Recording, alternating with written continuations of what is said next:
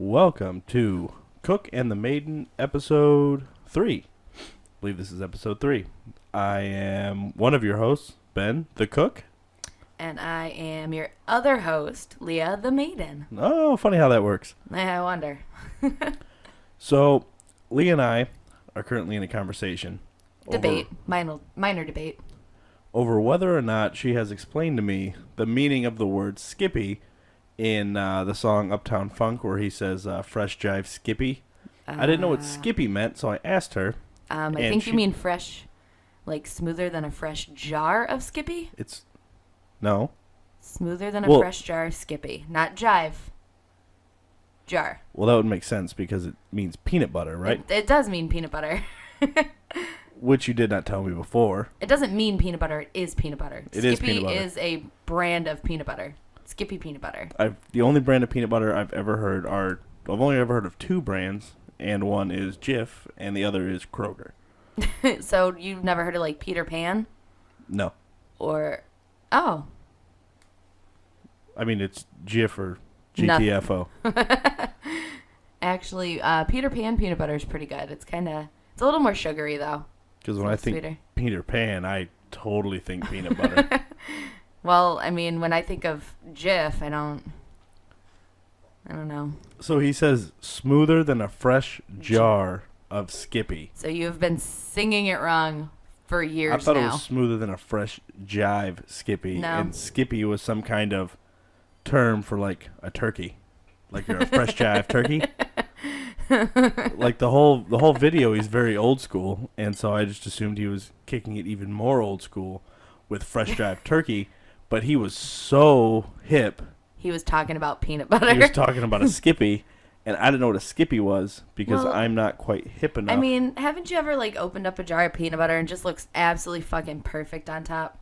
No, because I eat chunky peanut butter because, I'm a good person. Oh my God, you are just failing on all accounts here. You didn't get the lyrics right. You didn't know what Skippy was. You can't relate to the new peanut butter freshness. I'm sorry, but no sane person eats smooth peanut butter. I mean, unless you have no other option. If you have no other option, then it's okay. Or if you didn't personally buy it, then it's okay. But whoever did buy it, if they didn't willingly make a mistake or have a specific reason for buying it, then that person is insane. Okay. Thank you for saying specific reason. I was like, well, we have a jar of smooth peanut butter in the house. Yeah, but that's for the baby. Yes. To see if he likes peanut butter or whatever your reasoning was for that. But see, that's fine. You didn't buy it because you like creamy peanut butter. Because the only people that like creamy peanut butter are also the kind of people that hide bodies in their basements and have split personalities and are the focus point of movies like Split.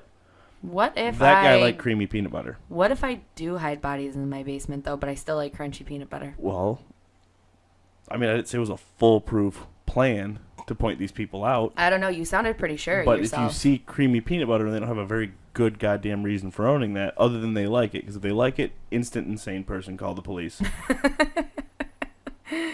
Immediately call the police. Don't even ask them. Don't even find out what their reasoning was. Get out of the house. Because you're going to die. If they're like, I really like creamy peanut butter, get out of the house.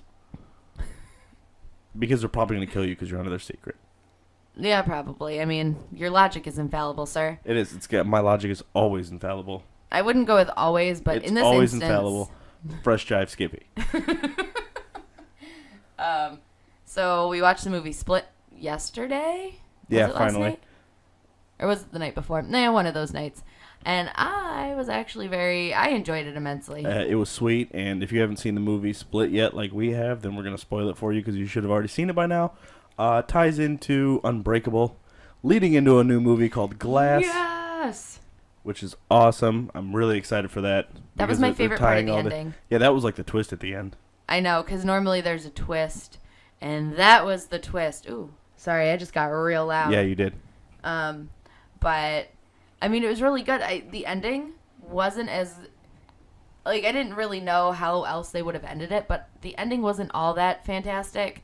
But it was still a really good movie, all around. I mean, honestly, I didn't think the movie was all that good. I really didn't. And then, I mean, it was okay. It was okay. It was something different, you know. But once it led into what it was leading into with like Unbreakable at the end, then I realized the only reason that movie exists is to introduce you to Kevin, the character. Yeah. That's literally, it's just an origin story movie to lead you in. It's not like that's it. But kudos to him on his acting ability for that. I thought that was very... playing 24 different characters in one movie. That was actually really... He did a really good job. I was pretty impressed. Job. He played all the characters completely differently and completely, like, almost believably, you know? Right. I mean, I've never met anybody with DID, dissociative identity disorder, but... Oh, wait, no, I take that back. I did meet somebody who was diagnosed with it, but... I'm not. It's one of those weird psychological disorders that I'm still very unsure of. But I don't know anything about it. But I mean, he did a really good job. So it was a pretty believable. It was a pretty believable scenario, in a weird way. Not necessarily getting kidnapped, but I mean, I guess that happens. So that is believable. But It was really good. I enjoyed it. And I was very excited about the ending. As soon as I saw Bruce Willis sitting there, I did the hand throw in the air, and I was like, big gasp, and I'm like, yes! I was so excited. Well, I thought it was just a cameo at first, when they started talking about the guy in the wheelchair being Samuel L. Jackson's Mr. Glass. Mm-hmm. And so I, of course, had to look into it, and they are going to come out with a movie called Glass in 2019 that's going to be all three of them. Yes. I'm not sure the plot, but it looks like they're all going to be in like some kind of psychiatric home at some point together. Okay. And like they're like, you don't have superpowers, like that's all in your head. When like obviously we know from Split that Kevin does, as the Beast, he has superpowers, which is. But it's not really the way that they explained it wasn't really superpowers. It was more it's not like Superman superpowers. Yeah, but it was more like bent steel. I mean, he struggled to do it, but he could still do it. He could crawl on the walls like Spider-Man. Yeah, it wasn't so much superpowers. It was more of a weird, like, I want to say mental capability. Like, they pretty much hinted at the reason you can't do a lot of things is because your brain inhibits you from doing them. If your brain doesn't inhibit you, then your abilities are limitless. Yeah, no, so I think that was so I don't really consider that superpowers. I consider that just... Well, I mean, higher psychological it's still superpowers. Functioning. He can still do far beyond what a normal person can do. Yeah. It's still super. It's beyond normal ability. But when everybody's super, nobody is. What? Nothing. It's from The Incredibles. Okay. I'm going to assume at least one person who listens knows what The Incredibles is. In that whole series, we'll say in that universe, in that Unbreakable universe, I mean, Bruce Willis is essentially M. Night Shyamalan's, it's like his version of Luke Cage. He's super strong, got unbreakable skin, he never gets injured, know.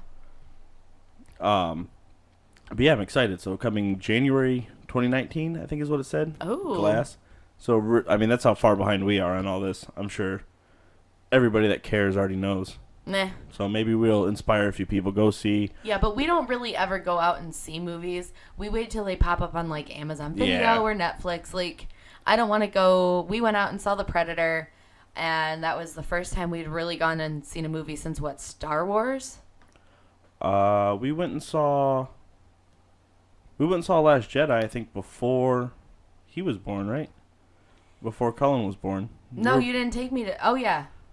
It was we went and saw Last Jedi. You went and saw without me. Yeah, that movie's garbage. I thought it was That's good right. I said it here. Huge Star Wars fan.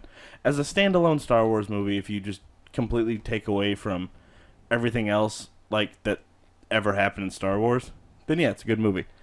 If you try to incorporate it as essentially the prequel to A New Hope, because those are the events leading up to A New Hope, then it's god-awful. Because of what happened in that movie literally makes it so A New Hope can't happen.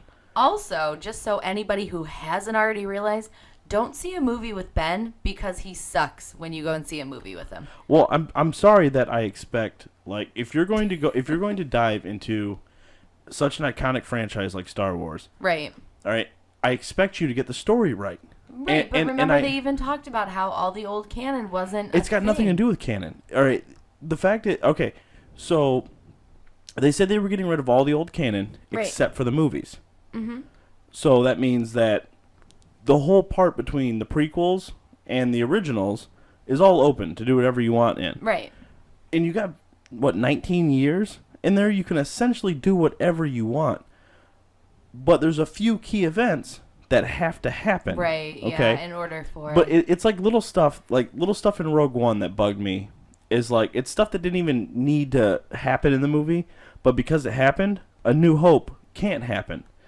Yeah, no, like you're you see Princess Leia's ship leaving the moon that they're on. I don't remember which moon that they were on, but you see her ship leaving, and then it sends to a cameo of C-3PO and R2-D2 sitting on the planet.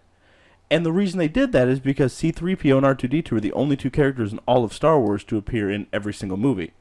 So they had to have them there. So they cameoed them at that point as Princess Leia's ship is leaving. You could have cameoed them at any point in the movie, but you literally cameoed them at the point that they can't be on the fucking moon because they got to be in Princess Leia's ship. Because Princess Leia gives R2-D2 the plans, and then R2-D2 and C-3PO get on the escape pod and jettison towards Tatooine, and such begins Star Wars A New Hope. Yeah. That iconic opening scene where Darth Vader sucks their ship with the tractor beam onto his. They board it, and then capture Princess Leia. And before they board it, the escape pod goes away with the two droids on it. All right, well, the two droids are not on Princess Leia's fucking ship in Rogue One. They're still on the goddamn planet, and you see them. Maybe they made a U-turn and went back for him. But that's the little shit that pisses me off about Rogue One. Because it's the attention to detail was the thing that... But you didn't need to do the cameo right there. You could have done that cameo at any point in the movie. But you decided to do it right at the exact moment when they should have been on that ship. And that leads me to know for a fact that whoever wrote Rogue One has never seen a Star Wars movie. Ben needs blood pressure meds. They don't know anything about it. And to me, that's an insult to me as a fan. Right. That's Disney being like, sure, you go ahead and write a movie, or we'll give you the rights to write this movie. Because it was an independent thing. It was independent of all the new Disney stuff. But that just goes to show that they don't actually give a shit. Well, what I think probably ended up happening is because that's one of those, in all honesty, I think that's kind of a fact or something that would be easily overlooked. I don't know why, but to me, it almost seems like that could be something that you wouldn't really pay attention to. Even as somebody who's seen the movies, maybe somebody a non-fan wouldn't pay attention to it. Like, anyone that is a fan, even a mild fan, would have caught that right away. See, my problem is, when I watch movies, I definitely look at them, unless I know it's part of, like, a main series. Like, I kind of, lump the prequels and the originals and then the new ones all together in, like, their own separate group. Like, their own separate, like, trilogies. Telling one large story, but I don't really think of a lot of the little, like, Rogue One or Solo, which I haven't seen. But I don't really lump them into the Star Wars franchise. I picture them as part of the universe, like part of their world, but I don't really see them. When I watch them, I kind of picture them as their own thing. Does that, you know what I'm saying? Yeah, and I get that, but the thing is, like, at least back the way it used to be, like, they would tell you if something wasn't canon, or if it was an alternate universe, or something like that. Yeah. Like a prime example is, we talk about comics a lot, is like Marvel. Yeah. Marvel has infinite number of Marvel universes. Like, I can't remember the exact number, so if you guys are serious Marvel fans on this, please forgive me if I'm wrong, but I believe that, like, the comics, for the most part, take place in, like, Earth number 616 or 6616, something like that. But the movies take place in Earth, 6612 or something, whatever the number is. Mm-hmm. So that's how they get away from, like, the fact that the movies are a different storyline from the comics. They're two alternate universes. Right. Now, like, literally, that is something very simple and very cheap that you can do to fix that whole plot hole. You know what I mean? Right. Yeah, yeah. Like, and I'm satisfied with that. Oh, it's a multiple universe kind of thing. Cool. Right. You know what I mean? In a world where people fly and, there's all kinds of crazy stuff. So, if you're going to write Rogue One then, a Star Wars story, and you're going to put it in there, one, if you're going to write a story, especially if you have 19 years of blank space, you could literally write your own story and not have it affect anything. Right. And you can still have Darth Vader come in and kill a bunch of shit, because that's all. You got 19 years of him running amok in the galaxy that you don't know what he did. Mm-hmm. So you can literally have him kick down the door and do anything. You made up all brand new characters. You did all this stuff. You could have almost had the exact same plot. Just don't make it that story. Yeah. Make it another story. Fuck, even call it Rogue One. But the part with R2-D2 and C-3PO isn't the only part of the movie that they fucked up. Like, I can't remember their names, but the two convicts in A New Hope that Luke Skywalker and Ben Kenobi meet in Mos Eisley Cantina. And he goes, I'm wanted on 12 systems. Like, my friend doesn't like you. And then Obi-Wan cuts his arm off and all that shit. Yeah. They're on that other desert world in Rogue One. Mm-hmm. It's another cameo. And they threw that in there where somebody, I think it was the main character, Jyn Erso or something, or one of them bumps into one of them. And they turn around like, hey. And his buddy's like, no, don't worry about it. And then they keep walking. And they only threw that in there for guys like me. So we can be like, oh my God, it's them, Yeah. And like we get all fucking giddy and nostalgic because look, it's those two, and they actually are other places in the galaxy. When they blew them up? Yeah, like literally 20 minutes later, they blew up the fucking planet, and they specifically state no one escaped. Yeah, no one escaped. We're the only ones that escaped. Okay, so now they're dead on that planet. Well, I'm pretty sure in 2 fucking weeks they're supposed to be on Tatooine. Like, but again, that's a cameo. That's a part of the movie that didn't need to happen. Right. But it fucks up the storyline.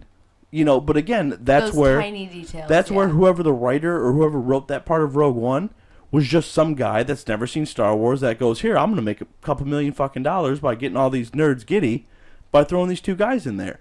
Right. Well, you know what? Fuck that guy, because he's obviously never seen Star Wars. You know what I mean? Or didn't realize what the fuck he was doing, or didn't understand that. Like, in A New Hope, they talk about getting the Death Star plans. Like, this is a story that's still in the canon that Disney didn't get rid of. You have to get those. And if they would have taken those 2 parts out, there'd have been nothing. You know what I mean? That's it. Yeah. Like, it'd have been a fucking great movie. Right. And that shit that it wasn't required for the plot. Right. They just threw that stuff in there unnecessarily. I think for what it was, though, I mean, I enjoyed... Ignoring those, and there was a few other things that bugged me. But things. Yeah, but ignoring those... No, it was a phenomenal movie. Like, obviously, I cheered when Darth Vader opens the door and just starts wrecking house. Well, yeah, you know what I mean? Like, everybody did. Right, like, that's amazing. But that's a really cheap thrill when you're too goddamn stupid to get the plot right. I'm sorry. But, like, you could rewrite the story any way you want to. Right. But, like, it's essentially, like, it's the equivalent of, like, at the end of Episode 3, Anakin dies on Mustafar. And doesn't become Darth Vader. Yeah, that makes my brain hurt. That's the equivalent of what they did. Okay. Because if Anakin dies, he can never be Darth Vader. Right. And then none of the original movies could ever happen because there is no Darth Vader. Right. That is literally the equivalent. Because with the droids, C-3PO and R2-D2, right, exactly. Yeah. They're not on her ship, right. So they can't deliver the message. So Luke Skywalker never gets it, and he grows and becomes a farmer and never becomes a Jedi. And the Empire continues to rule the world, and Luke eventually dies an old man as a moisture fucking farmer. It's the same thing as Anakin just dying. Yeah. Or it's literally the equivalent that the Emperor just forgets to execute Order 66, and none of the Jedi are killed, and then they just go on and rule the galaxy in peace, and there's no movies at all. Right. Like, that's, you know what I mean? Like, that little thing you get wrong, changes everything. Right. Exactly. Yeah. No, I could see that. I mean, that makes sense. I guess like, the original movies cannot happen because of Rogue One. That's why I hate that movie. Because, like, I don't know. I've ranted on this for, like 10 minutes now. Yeah, and we've definitely, you and I have talked about this at length before. Right. So, I mean, for what it was, I thought, cinematically anyway, I thought it was a lot of fun. Obviously... It was a well put together movie, and a lot of people had issues with the main plot of it. Being like, oh, it's dumb, and then they kiss at the end, and the fucking station gets blown up or whatever. A lot of people had problems with that. I love that plot. The main focus of the movie, I loved it. I thought it was well put together. I thought it was amazing. My only issues are those tiny little fucking dumb things. Right. Yeah. No, that makes sense. But, I mean, that happens with a lot of movies, though, I mean... I gotta stop saying, I'm such a, I don't know, I'm such a meticulous person that, like, I've tried to rewatch it, and I get to those parts just to see if I'm wrong. You know, maybe I misinterpreted it, maybe I saw it wrong. No, I mean, you're pretty observant. You're right. But I've had this conversation, and people have said that that's not what happened, and then I've gone back and rewatched it, like, maybe I'm wrong, because I want to be wrong. You want to know something really funny? No, I love every single Star Wars movie that's ever come out, even the bad ones. Rogue One is the only one that I just can't watch. You want to know what's really funny? I've talked to some other relatively hardcore Star Wars fans, and they absolutely love the movie. I was like, all right, this is before you had seen it and before we had talked about it. And then I was like, oh, okay, cool. I'm kind of interested to go see it, blah, blah, blah. And then after you had started telling me what you had found wrong with it, because I know you're mildly to moderately obsessed, especially when it comes to movies, I was a little kind of almost flabbergasted that other hardcore, quote-unquote hardcore Star Wars fans that I know of, people who've seen the movies, know the movies, love the movies, everything, didn't catch some of that same stuff. Because a lot of people, and this is coming from the guy that I defended Hayden Christensen as Anakin, because I think I'm the only hardcore Star Wars fan that absolutely loved Hayden Christensen. I got into this argument with somebody too. As Anakin, I loved it. I loved every bit of it. I thought he played that role perfectly, and I've defended that against everybody. I don't know anybody else that liked him as Anakin. And I think meet one person who thought he made a good Anakin. For the same reasoning you're about to state, probably. Well, I mean, I can, but a lot of Star Wars people. Because, the original Star Wars, if you don't know what you're getting into with those movies, if you don't know the plot, let's say you've never heard of Star Wars and you go in and watch them, as an adult, they're pretty fucking bad movies. They are. The plot's fucking terrible. The acting's a little... The acting's pretty bad. The effects are a little But since we grew up with them, we love them. Right. The same reason that, I love Predator. It's such a terrible fucking franchise, but I love it. And a lot of diehard Star Wars fans love it even more than I do. They're older than I am. They were kids when they came out. I don't remember them coming out. That was before I was born. But they remember them coming out, and they love them so much that they won't trash them. They subconsciously will overlook things that they know are wrong because they're I don't care. It's another Star Wars movie. Right. I've been waiting 30 years to see Darth Vader on screen again. Actually on, Yeah, I mean, just in general... Anybody who's a hardcore fan of anything will do that. I do that with the, the classic Doctor Who's, because a lot of those are pretty awful, and I've watched them all, the new ones and the old ones, and some of them are absolutely terrible, but I will keep watching them. And if something weird happens in some of the newer ones, I mean, they're all pretty much standalone. They have slightly larger plots, they have slightly larger, an overview, but... I'll do the same thing. And I think anybody who is really into a certain fandom will do the same thing. Because they want it to be something so much more than, what it is. Or they want it to be something, just in general want it to be something bigger. Right. I guess.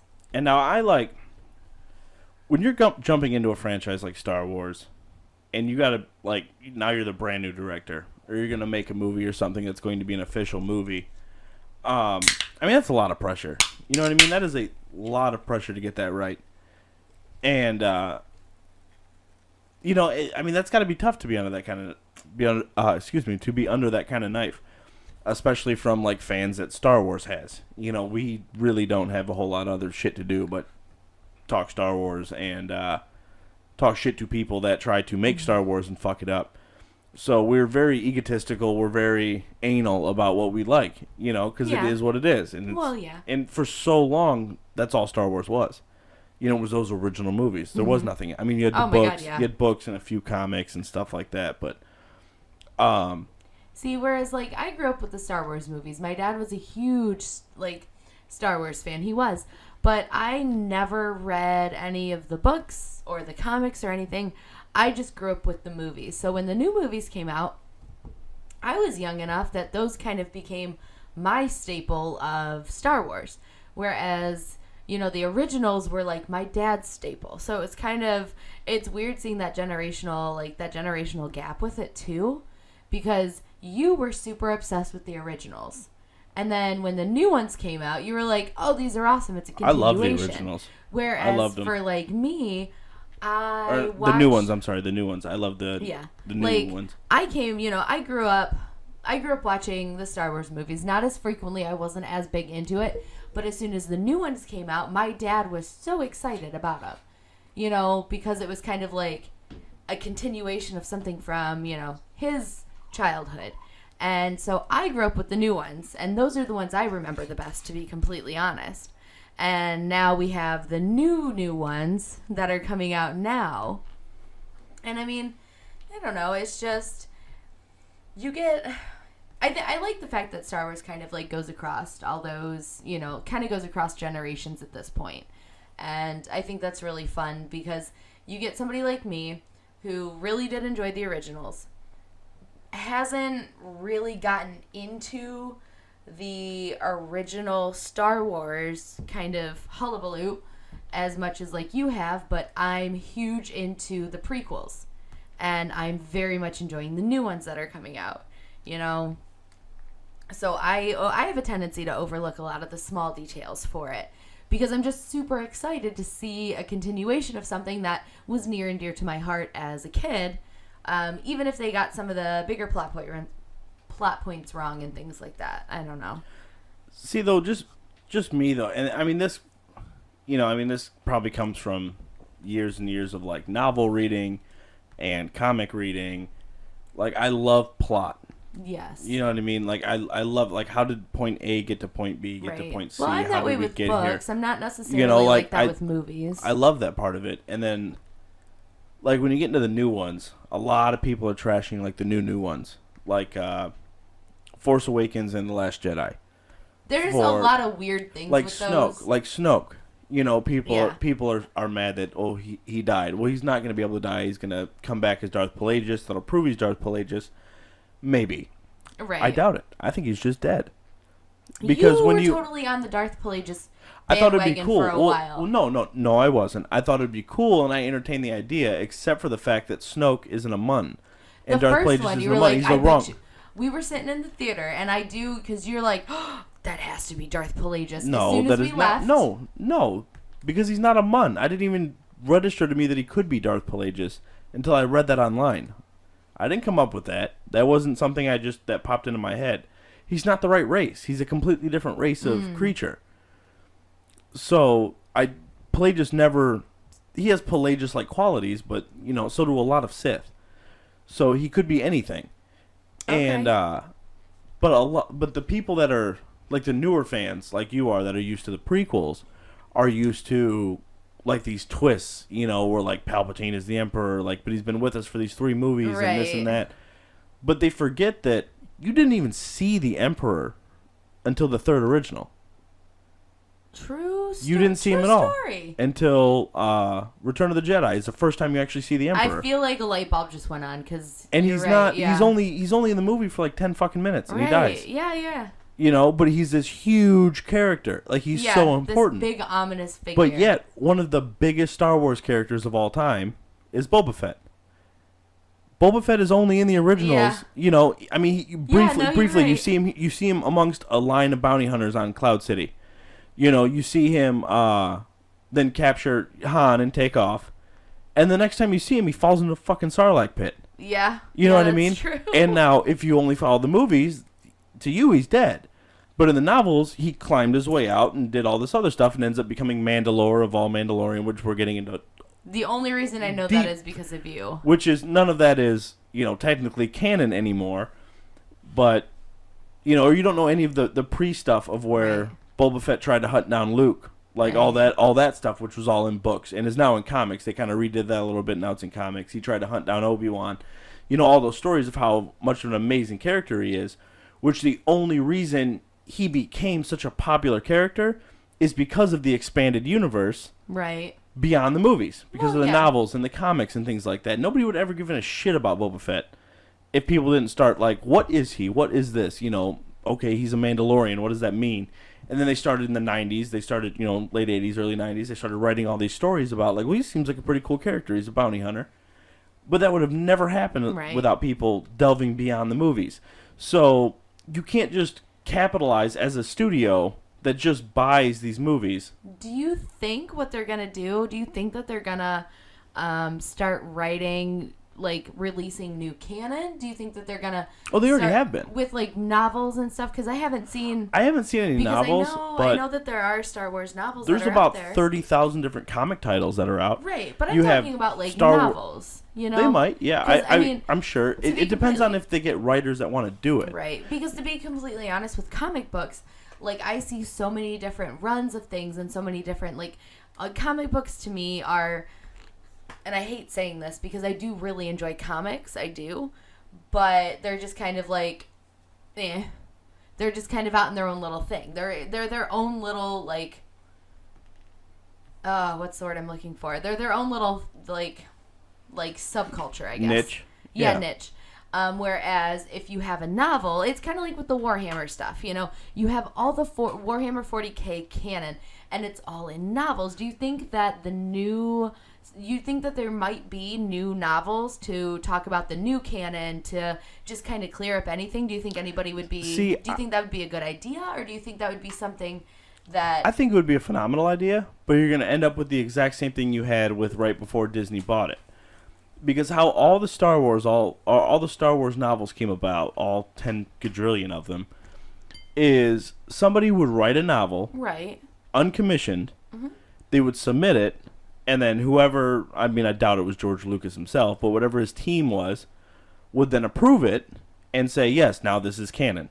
Yeah. And so they'd write a story about Boba Fett. Like, right. Everyone thinks that George Lucas, who claims that, he claims he had the entire universe already thought up.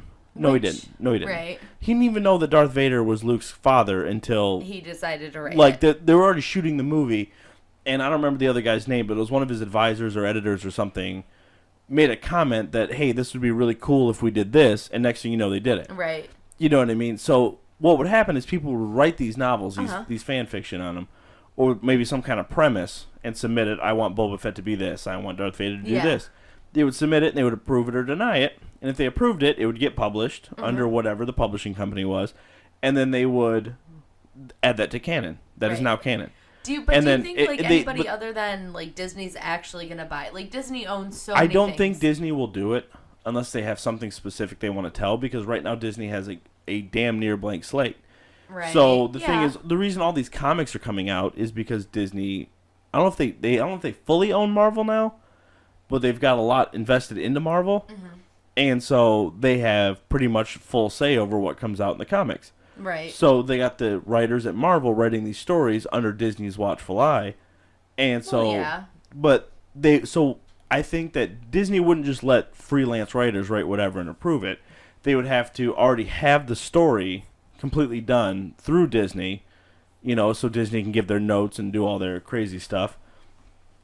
And whatever Disney does in the background. Right. And so then they would have to submit all that. You know what I mean? Yeah. And so, but it would all have to happen through Disney. So Disney would actually have to commission it instead of it just being freelance. Like with Black Library that goes into Warhammer and Games Workshop, all that stuff is commissioned. Okay. Now, but it's not, a lot of it, at least with I kind of quit reading at the Horus Heresy for that. Which I really didn't enjoy. But that wasn't really it wasn't commissioned, here's your story, write it. It was here's your... Because a lot of those stories were... plot points. Yeah, it was here's your main character. Now, this is where he began. This is where he ended. Fill in the blank. Right. You know what I mean? But then they got, you get this section, you get this section, Yeah. So it was commissioned, but then the writer was still free to... As long as he started at that point and ended at that point, all the middle shit he was free to do whatever he wanted with. Yeah. Which is really cool. You know what I mean? You just got to make sure it ties into their end game. Yeah. Of where they want all these characters to be.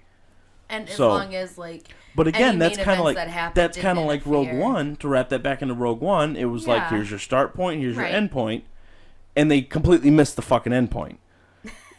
No, they didn't miss the end point. Yes, they did. Yes, they did. It's a lot of the little minor a lot of the minor details that they messed up that obviously ruined it for, a fan like you, So I don't think it's necessarily that they ruin the movie. It's just those little the inattention to the little details. Yeah, so when I'm watching it on my TV and I see C-3PO and R2-D2 down here in the corner, I just have to cover it up with my hand. Yep. They're not standing right there. Nope, they're on that ship that I literally see right there. Yep. Okay, we're good. Maybe it's C-3POs and R2-D2s, like evil twins, long lost cousins, duplicates. Or it could just be another Astro droid and another protocol droid. Obviously, because there's only 10 quadrillion of them everywhere. Right. Maybe it is.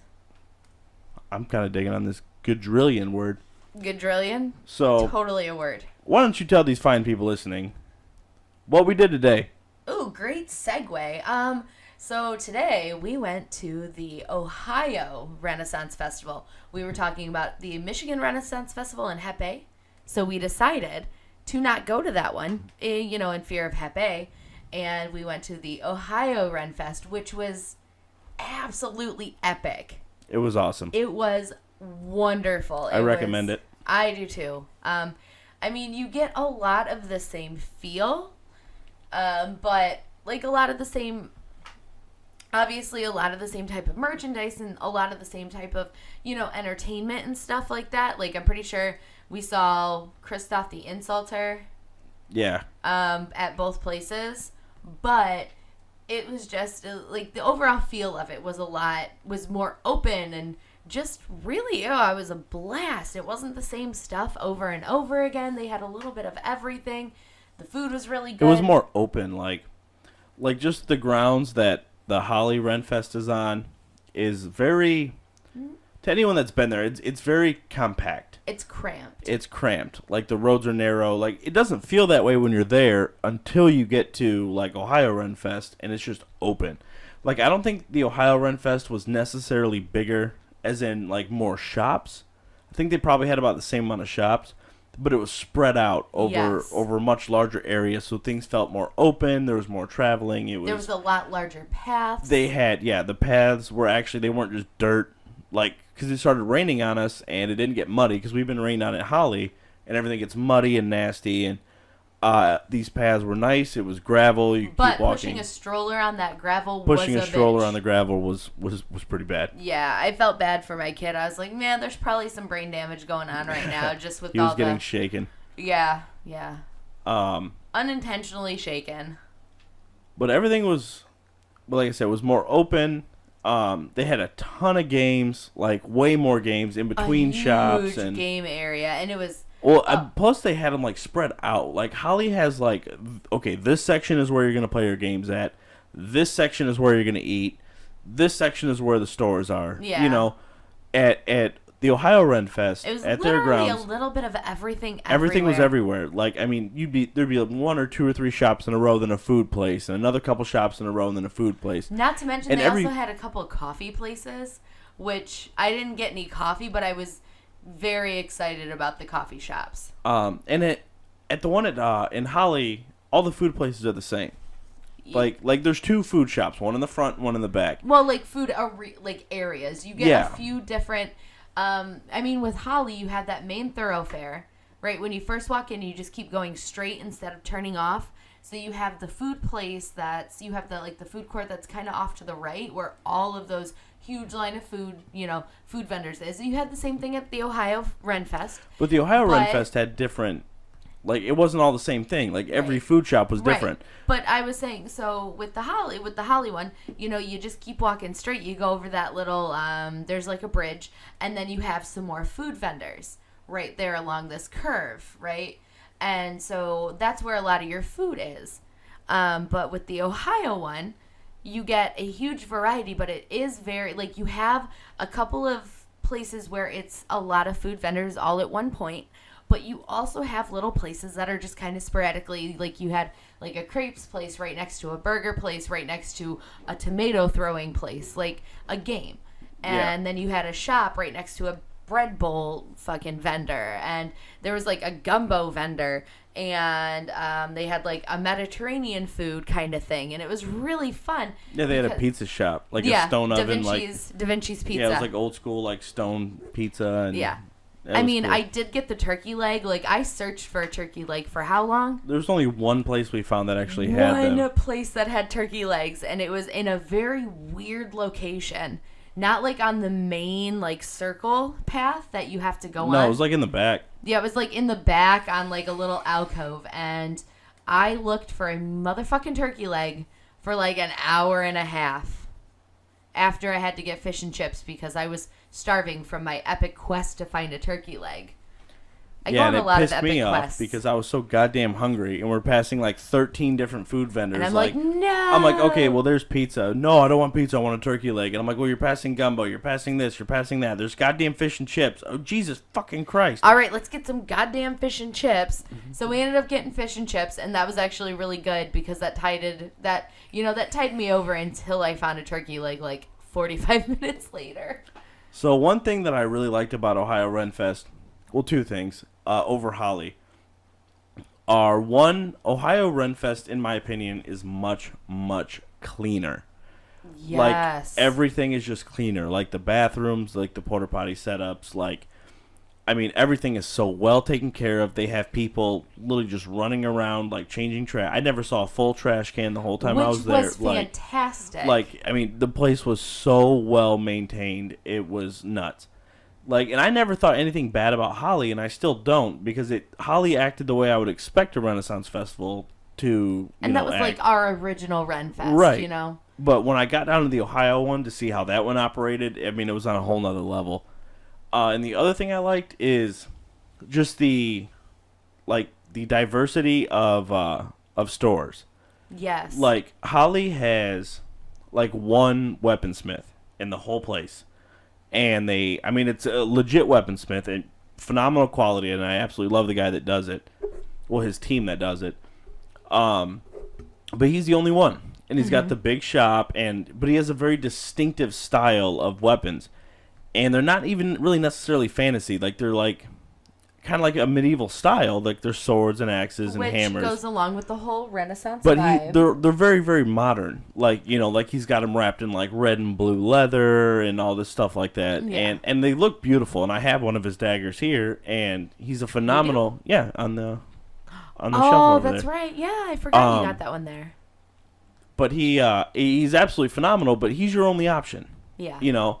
And then you have so he's the only like legitimate weaponsmith. We were talking about this earlier because you have other vendors at Holly that have stuff like that have little things here and there, but nothing to that extent.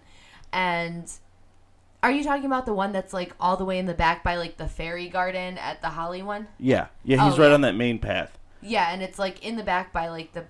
Yeah, but and then his since his swords are handmade, like they sit there and make them in front of you. I mean, you're talking for like the most basic sword. It's like $150. No, it's like $800 for the most basic, or for the most basic, the small ones. Like the daggers are like $200. Yeah. Okay. Yeah. And that's but they sit there and make them right in front of you. And if you want a weapon from the Renaissance Festival, if you want to buy something there. They have everything. I mean, hammers and axes and swords and halberds. I've almost bought a mace a couple times. Maces, but you're gonna pay for it. They don't have anything for the guy on a budget, you know, but they don't have anything there at all. And the thing that bugs me is you have like, I don't know, you got probably a dozen clothiers there, but they're all exactly the same. Like you have, they have you got, 6 different dress stores at Holly. Yeah. Every dress store has exactly the same stuff, exactly the same color, exactly the same style. Some variety, but you see people, much. And you see people walking around with wearing all that stuff, and that's your only option. Yeah. You want a T-shirt, or like a medieval style Renaissance shirt. They have one style, and that style either has sleeves or doesn't. And I have one of those shirts here. That's so true. And that's it. That's all you got. If you want, and then leather. They've got 24 fucking leather workers. But you go into each one of their shops, all the leather stuff is exactly the same. And because they all make to that style because that's what they think people like. So it's the exact same style stuff, the exact same style, gauntlets and shoulder guards and, chest pieces. And it's all got the same crap done at Game of Thrones or whatever, Lord of the Rings, whatever they do on there. And they just pump that bullshit out. And the only reason why you're going to different shops is to see what everybody's prices are because everyone's prices are a little bit different. Yeah. At the Ohio Renaissance Festival, you'll have 6 leather workers, but each one of those 6 leather workers has a completely different style, different stuff, different method of doing it. Dude, we saw, 4 or 5 different weaponsmiths there, and they were all completely different. You had your guys that were, 2 of them were actually smithing the stuff right in front of you. Yes, and we're answering questions while they were doing it. Nothing against the guys from Holly, because they would do that too. Like the chainmail guys would do that. But yeah, there was a chainmail. There's no chainmail guy in Holly. Yeah, there is. In Holly, there was the one chainmail guy. He only would go 1 or 2 weekends. Yeah, but he wasn't regularly there. He was there, but he was more a demonstrator. That was the Viking guy. Yeah, who was absolutely he was amazing, but he wasn't selling anything. He traveled. He traveled to different Renaissance festivals, but the one time we went, we did see the chainmail guy at the one in Holly, so I don't want to discredit them completely on that. No, but he wasn't selling anything. He wasn't a store. I thought he was selling. No? He was a demonstrator. Because he made everything from the period at the exact methods they used. Right. Okay. So that's why he would only go 1 or 2 weekends out of their season, and he was a demonstrator. By the way, you don't know how heavy you don't think chainmail is that heavy until you put on a full chainmail vest and hood. Holy crap! Kudos to the people who used to wear chainmail and run around in full plate armor with whatever. That shit's better heavy. Men than us. Yeah, well, better men/women than us. They weren't women, but. Well, not in England or France or anything. The Vikings had women. Yeah, but they also didn't wear chainmail. Well, the Vikings did, yeah. Traditionally, they didn't, I thought. Well, they stole it from the English. Well, yeah, they also stole their weapons from the English, too. Yeah. Because Scandinavian weapons were garbage. Yeah, no, they were. They were terrible. They didn't have any iron. They literally had to pull little bits of iron out of, the moss and shit. Yep. So they would come down, fuck up a couple English villages, steal their weapons. And then pillage the next village. But right. So the one thing I really, really, really enjoyed because they did not have this at Holly was I've never been good at archery, but I love it. I think it is absolutely fantastic. They had two archery tents, 2 archery. I don't know what's Fletchers? No, that's the people. It'd be who Fletchers. I thought the Fletchers were the ones who just made the bows. No, Fletcher. Made the arrows. Well, maybe, but okay. So people who make the bows. If I got the term wrong, I'm sorry. Aerosmith. But they had 2 of them, and this one tent, I did a dead stop with, I had my kid in the carrier. I did a dead stop and just literally had to go and talk to them and check it out because they had just hundreds of handmade bows, long bows, short bows, horse bows. Just different styles, different everything. They had them for little kids. They had them for adults. They had them in different weights and stuff. And that was really cool. Handmade recurves. And the prices were really, really good. Fucking amazing. And that's stuff you don't ever see. I don't think I've ever, other than going to a hunting store and seeing a fucking recurve hanging on the wall or whatever, I've never seen that many bows in one place, and they handmade all of their arrows, and they had there was hundreds of handmade arrows. Oh God, what was the name of that? The only thing is, it was $50 for 4 of them.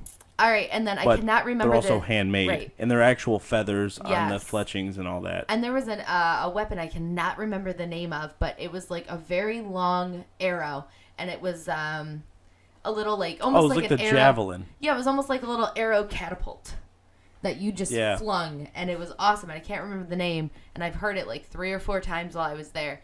But I've never seen one of those in real life, and that was really cool because he was doing demonstrations on that and letting you try it, and that made me all giddy on the inside because, that was something I'd never seen at a Renn Fest before, and we've been to them a whole bunch. And, they had their standard, leather, leather-bound books, homemade, handmade leather-bound the books. usual stuff. And, the gypsy skirts that you can find everywhere and, just the little trinkets and stuff. But they had, like wood carvers who made like kids' toys, which were really fun. And I mean, they just kind of had so much of everything. And it was just really cool kind of to see the differences in the Ohio Renn Fest versus the Michigan Renn Fest. Because the Michigan one, they really I think the Michigan one, they played more into like the role play aspect of it with the queen and everybody, like the court and things like that. And they did the parades and things like that. And they didn't really do that at the Ohio one that we saw. They did like a little mini parade, but... Yeah, at the beginning that was just more to show off, I think, all their stores. Yeah, but like I don't think they really play into the whole RP, like the fantasy part of going to a Renn Fest, which is something I really did enjoy about Holly. And I know you... It got annoying. I know you have issues with the Queen, but it played into it, and that was really fun. You know? I just got tired of like, don't call me my lord. Like, stop. I know, like, that was my biggest issue. Stop calling me my lord. Well, nobody did that in Ohio at the Ohio Renn Fest. I got called milady like twice. Yeah, everybody in Holly calls you my lord. Well, they're just playing into it. I know, but it's fucking annoying. Well, yeah. But like, your British accent sucks. Just show me what you got. Do you think that guy from Russia was really from Russia? No, he was not from Russia. Are you kidding me? I don't know. No. No, I know. One, Russians look a certain way. He looked Russian. No, he didn't. He looked like a Russian. No, he didn't. With long He hair. looked like John that lives down the road and listens to way too much Sublime. That's what he looked. He looked like he listened to death metal. Negative. The blonde kid with the long hair. Yeah. No. And he sounded like he was trying to be like FPS Russia. No, he was not Russian. That is actually super He's true. not Russian, nor was the Irish guy Irish. What Irish guy? The guy that invited you in from the ring. Oh, he was super nice, though, yeah. No, yeah, super nice guy. Not actually Irish. Not actually Irish, no, not at all. Oh, the bone carvers. That was something. The bone carvers were sweet. Yes, they were fantastic. So these... I'm very, for anybody who doesn't know, I'm very big into skulls. Like, huge. Into skulls and human bones and, like, anatomy just in general of animals and Do you people. like creamy peanut butter? Skippy. But no, it's just human anatomy has always been a very big like hobby, like anatomy and physiology, always a big thing of mine. So I immediately got very drawn into a gigantic animal skull, and I can't remember what he said it was, but it was huge and it was hand carved and it had this intricate design and it was also adorned with lights, which I thought was absolutely amazing. So we didn't get a chance to go in at first because it was so busy in that main thoroughfare. But as we're leaving, the place had cleared out because it was just raining and raining and raining. And so we go in. Well, I go in first. And they have like necklaces and trinkets and all this stuff carved out of different animal bones. They had, bracelets made out of like snake vertebrae, like different kinds of vertebrae from different snakes, pythons, I think is what he said. And then they had, like buffalo and horse and what else? Boar and stuff like that. And they had hand carved these different like necklaces and trinkets and just all these little things. And it was really cool because that's something you don't see really anywhere else.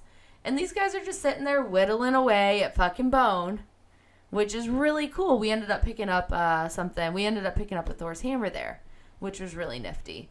We almost bought a iron chandelier for the house. I still think we might buy the iron chandelier for the house. I'm seriously, yeah, we're probably going to buy the iron chandelier for the house. And they said they could wire it too. Yeah, they can do electric in it for a little bit extra, which either that or I can talk to my buddy Knuckles. Right. Have him do it. That chandelier was honestly cheaper than buying almost cheaper than buying a brand new like. Yeah, it was like $220. Yeah. For this huge iron chandelier. Yeah, and it was sweet. Yeah. But it was set up for candles. That's okay. Which I might do. No. Let's just put candles on there. No, I don't want to do that every single time I have to turn the light on and off. It's better than that garbage one we got in there right now. The one that's way too short that everybody hits their heads on that we're missing like one glass panel out of it because somebody knocked it off with their big old head. Talking to you, Knuckles. It was Mike. Oh, was it? It was the barber, Mike. He knocked it off with his head? Yeah. I don't think he was the one who broke it. I think it was Knuckles who actually broke it. But no, I mean, it was just a blast. They didn't have a lot of the same... They didn't... Like, the only thing I didn't really like... I mean, I loved the Ohio Renn Fest. The one thing I didn't really like was they didn't have that same Renaissance-y feel. You know, when you walk into Holly, like, when you walk in, you immediately just have that entire open court of people who are out there, you know, like, doing the dances and playing music, and then you see the big castle where the queen, you know, normally resides, and just, like, jesters and different people of the era just hanging out and, you know, talking and doing things. You didn't get that. I didn't get that. Yeah, there wasn't as many, like, character actors. Yeah, which was one thing that was really sad. Because, like, you have the big tree shrub guy at Holly. You have the statues and... There was a statue guy at... I saw one. Yeah, there's only one in Holly, too. But he just moves around. Yeah, I see him a lot more frequently because he moves around. But I didn't see a lot of that same... I didn't get that same feel. Like, I loved the vendors. The shops were great. But I didn't get that same kind of... fantasy feel as I do when I walk into Holly, which is one thing I do have to give them because they really do play into that, which I think is fantastic. I don't know. You can, you know, disagree or whatever. That's just... No, I agree. You're right. You know? But I got to say, if you want to go down to the Ohio Renn Fest in Waynesville... Yep, Waynesville. Definitely check it out. It's awesome if you're into that. Or even if you're not really into that kind of thing. It's just a lot of fun. Oh... Favorite part about Ohio Renn Fest over Holly was Ohio Renn Fest serves liquor, and they have an entire bar that is just the Jameson bar. That is all they serve. They serve nothing else. Yeah, they don't let you do shots, but she does make some real strong. But they got like 4 different kinds of Jameson there, and yes, they make them very strong, and and that's it. So you want like Bacardi? Yeah, too fucking bad. You're not getting it there. It is a Jameson bar. It is covered in just Irish flags and everything. It is a great place. Yes. That is pretty much where I hung out probably 50% of the time. Right.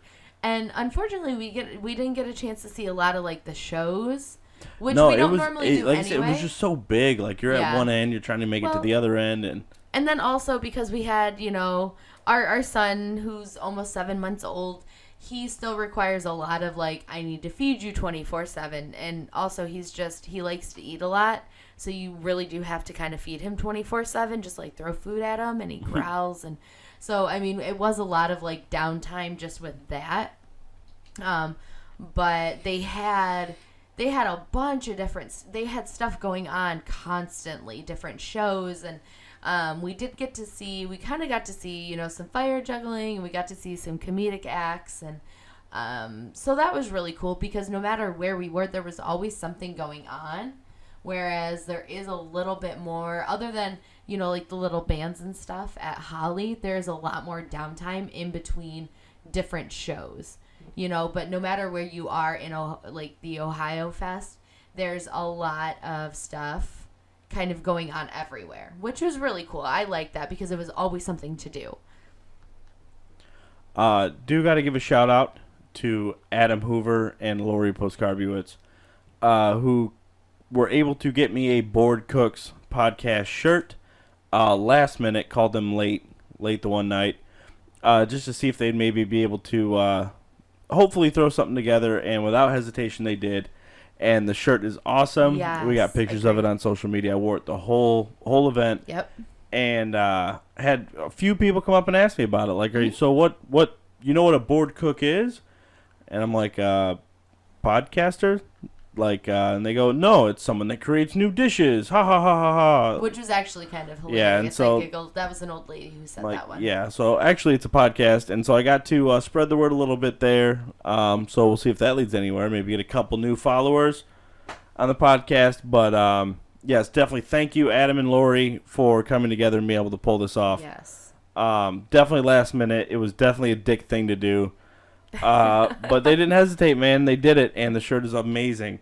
So we will be coming out with some other designs of shirts, a couple different things in limited supply for right now until we figure out what we want to do and what kind of shirts we want to do and all that. So if you are interested, hit me up on social media. Send me a message or something like that. I'd rock one of your shirts. Yeah, so awesome, we don't even know what kind of size. If we're going to do like tank tops or t-shirts or sweatshirts. We're not even sure yet. T-shirts probably. So probably just t-shirts for right now. So if that's something you'd be interested in, definitely hit us up. Let us know.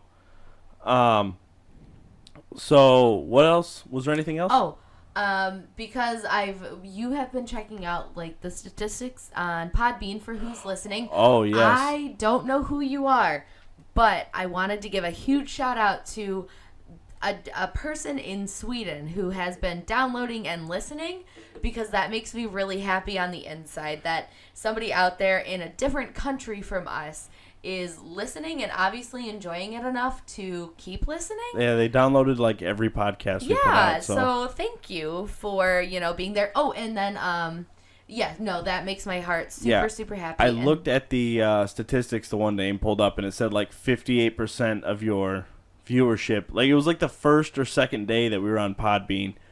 58% of your viewership is in Sweden. And so thank you, wonderful person in Sweden. If you find us on any social media, just comment, let us know who you are, because I'm going to just send you like a big high five, because I am very, very, very excited that we have somebody somewhere else who's just like, I like you guys, which is really cool to me because I didn't think that was ever possible. Unless he just wanted to download it to show it to his friends to be like, look how dumb these people are. I'll take it. These I don't even stupid care. Americans. I'll take it. I don't even care. But yeah, that's awesome. But then I also want to give a shout out to Zach Lewis, right? Oh, yes, Zach Lewis. For the new comfy chairs, because my butt feels great. Yes, Zach Lewis, thank you very much for the chairs. I am in the squishy chair right now, and I'm in the office chair, and it's great. It has been fantastic. Like, I am not uncomfortable, and I just want to thank you for finding these chairs for us and donating them to our cause, because I needed that in my life, because I don't want to sit in this uncomfortable fucking dining room hard creaky wood chair for a while, or the metal folding chairs, which are no better. So thank you, Zach Lewis. So did we do anything else fun since our last podcast? Our kid got his 6-month shots, which was not fun. He didn't care, but... Yeah, he didn't really give a shit. He just kind of hung out. We did some... No, we really haven't done anything since Tuesday. It's technically the last full day of our vacation. Yes, so the podcast will slow down. Yeah, we'll have to go back to once a week. But we have tomorrow. We're just going to catch up on some stuff. And then, next Friday, probably. Oh, yeah. I want to step... Well, I don't know if it's going to come out on Friday. We'll record it on Friday. Yeah. And then next Friday, Saturday, Sunday time. Yeah, then I'll probably get it out on Saturday. Yeah, it'll probably be the Board Cooks one and this one. We'll do Board Cooks on Saturday, and I'll probably get that one out Saturday night. I'll probably get Cooking the Maiden out Saturday morning. I was about to say, if you say Sunday morning, we have problems. No. We'll record ours on Friday. Yeah, no. And I'll probably have it out by Saturday morning, if not Friday night. Yeah, so we'll give Board Cooks will be on Saturday, and I'll probably have that out Saturday night, depending on what happens. So at some point, every weekend, we're going to try, at some point in time, over the weekend, there will be a new one of us and a new one of the boys for Board Cooks. Board Cooks is a little bit more difficult because... There's more people. Well, it's 3 people, and we all live on totally opposite ends of town. Except for you and Bama. But, we need all 3, though. Right. And so with Mike being a firefighter, paramedic, and Bama working nights and all that, so... But speaking of Bama... It gets more difficult, but you will definitely receive Cooking the Maiden Friday night or Saturday morning. Yeah. So, yeah. I just want to add in that Bama's not that far away. You can stand on our back patio by the pool and see their house. Yeah, but... He also works a shitload. Yeah, true. And he works weekends and all that. Yeah, so true story. If he can't be here, then we're not going to do Board Cooks. So, unless we have some reason for just me and Mike, or I've done it just me. Like the me and Brody one was just me and Brody. Yeah, true who story. I'm going to try to get on here, pending his busy schedule would die. Yeah, I want to get him and Alan on. I sent them a message. I talked to Alan a little bit. I haven't talked to Brody yet. Hopefully sometime. But Di's got them all over the place. Yeah, they're everywhere right now. Alrighty, well, I think that's going to do it for us. Thank you for listening to Cook and the Maiden number 3. Hope you enjoyed it. Recorded live from the kitchen of Scum and Villainy, a.k.a. the spare bedroom that we have everything hooked up in. Yes. But see you next time. Take it easy, everybody. All right. Peace out, Bean Sprouts. Later.